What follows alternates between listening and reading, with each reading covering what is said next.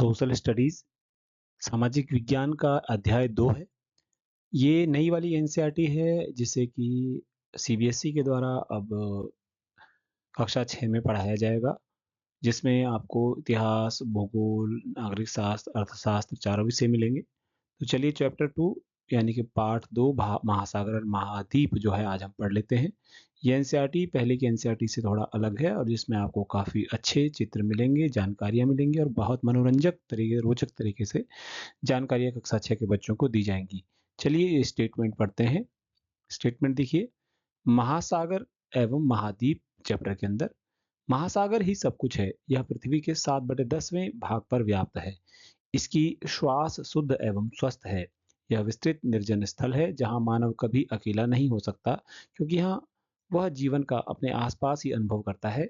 महासागर प्रकृति का विस्तृत भंडार है। दूसरे शब्दों में कहें तो संसार का आरंभ महासागरों से हुआ है और कौन जानता है कि इसका अंत इसी में न हो। जूस वर्ने 1870 के ये विचार है। आगे चलते हैं इसमें और देखते हैं कि और अन्य क्या जानकारियां इसमें हमें प्राप्त होने वाली है।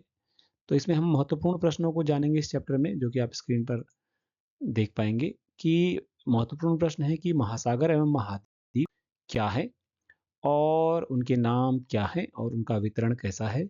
महासागर एवं महाद्वीप पृथ्वी पर जीवन को, जिसमें मानव जीवन भी सम्मिलित है, किस प्रकार प्रभावित करते हैं। ये देख सकते हैं, ये पूरा पृथ्वी एक जलीय ग्रह, नीला ग्रह जिसको कहा जाता है, आपको दिखाई दे रहा है। आगे बढ़ते हैं। अभी अंतरिक्ष से जो है पृथ्वी का दृश्य यहाँ पर आपको दिखाया जा रहा है और आप देख सकते हैं कि पृथ्वी जल से भरी हुई है। अंतरिक्ष से पृथ्वी का दृश्य है, छायाचित्र लूनर रिकॉग्निशंस ऑर्बिटर ने लिया है। इसमें प्रशांत महासागर, बाईं ओर अफ्रीका, ऊपर की ओर भारत एवं एशिया के भाग, दाईं ओर ऑस्ट्रेलिया एवं नीचे की ओर अंटार्कटिका को दर्शाया गया है। तो इसको पुनः एक बार हम देखने का प्रयास करते हैं स्पष्ट तरीके से, ताकि आपको जानकारी स्पष्ट हो सके। ये देखिएगा, यहाँ पर ये वाला जो हिस्सा है ये भारत वाला हिस्सा है, ये ऑस्ट्रेलिया है, यहाँ पर ये वाला हिस्सा अफ्रीका वाला हिस्सा है और ये वाला जो है थोड़ा सऊदी अरब, जो अरब प्रायद्वीप वगैरह वाला हिस्सा है, ये अंटार्कटिका वाला हिस्सा दिखाई दे रहा है। आगे बढ़ते हैं हम इसी एनसीईआरटी के चैप्टर को आगे बढ़ाते हुए।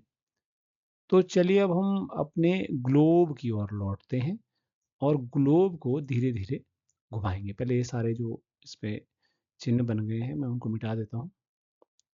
ठीक है, तो देखते हैं, ग्लोब की ओर लौटते हैं और धीरे धीरे घुमाते हैं। आप चंद्रमा से लिए गए पृथ्वी के चित्र को देख सकते हैं। आपको सबसे अधिक कौन सा रंग दिखाई देता है? निश्चित ही आपको नीला रंग दिखा रहा होगा, परंतु यह क्या दर्शाता है? आपने अनुमान लगाया, जल। इसका अर्थ है कि पृथ्वी की अधिकांश सतह जो है जल से घिरी हुई है।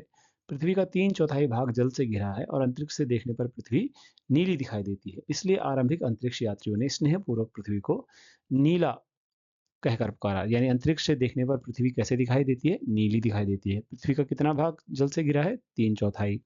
ठीक है, चलिए, ग्लोब पर जो सबसे बड़ी जल राशियां हम देखते हैं उसे महासागर कहते हैं। ठीक है, तो आपको एक अन्य रंग भूरा भी दिखाई दे रहा होगा। भूरा रंग भूमि का रंग है, जो ग्लोब के लगभग 1/4 भाग पर फैला हुआ है।